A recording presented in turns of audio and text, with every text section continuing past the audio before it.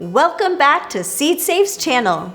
Today, we're diving into a topic that's crucial for anyone joining a startup: how to negotiate your startup offer. Whether you're joining a brand new venture or a growing company, getting the right compensation package is key. So let's dive in.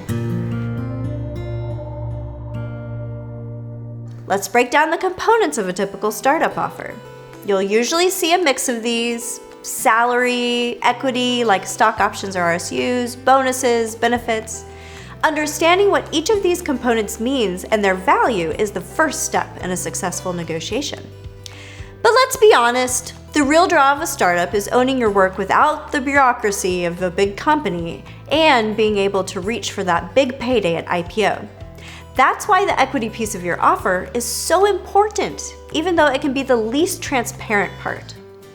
Here are some questions to ask that will help you understand where the company is on its journey to an exit and where you fit into that world. 1.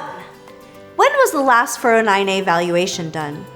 Will a new 409A valuation be required to issue shares in connection with your position? The 409A valuation needs to be done annually or at every new fundraising event. This will help you understand whether you're coming into the job at a new high value for the company or lower. 2.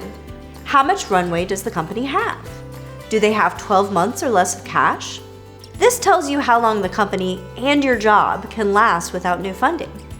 Depending on the fundraising environment, this could mean more or less risk to you. 3. How close are you to raising your next round? What will the funds be used for? Further building, the product expansion, or new line of business? A company that's found product market fit and needs funds to scale might feel like a safer bet compared to one still searching for that perfect fit. 4. Are you targeting an IPO or an acquisition? If acquisition, who are the potential buyers and what's the expected timeline for the exit? While nothing is guaranteed, this will give you insight into the company's strategy and future plans. 5. What kinds of accelerated vesting provisions are available? This is a favorite stock compensation tip of mine.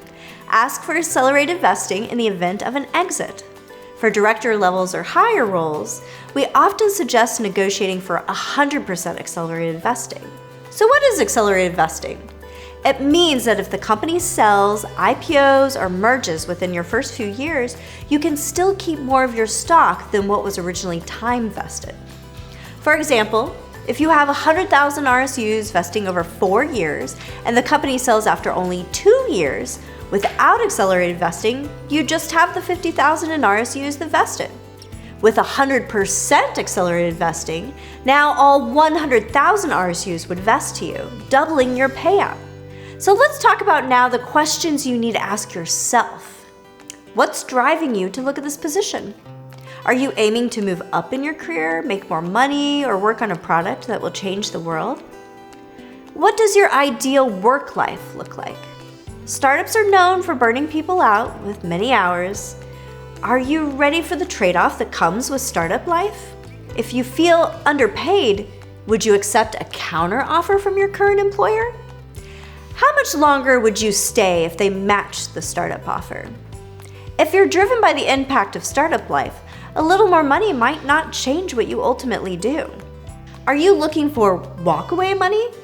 This means you're prepared for a high-risk, high-reward situation. How does this role align with that goal?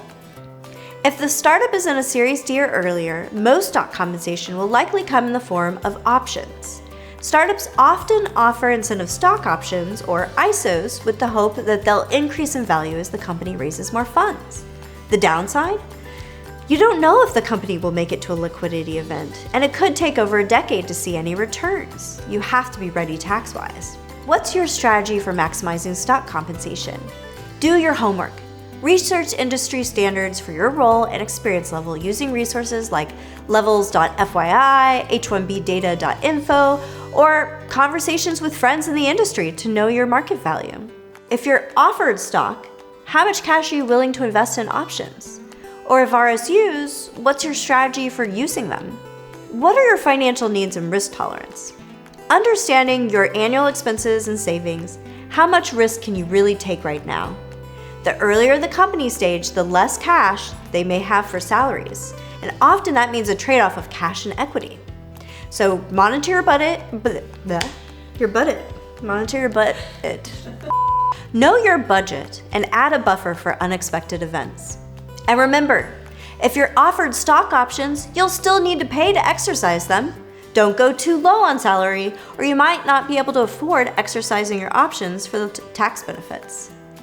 For a more liquid compensation package, look at more mature startups close to an IPO or those offering regular tender offers to their employees. Negotiating your startup compensation is a vital step in your career journey. With the right preparation and strategies, you can secure a package that reflects your worth and aligns with your goals.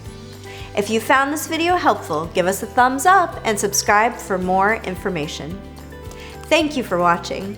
If you have any questions or topics you'd like us to cover, leave a comment below and don't forget to check out our other videos for equity compensated employees looking to make the most of their financial future. Until next time, go forth and grow your wealth.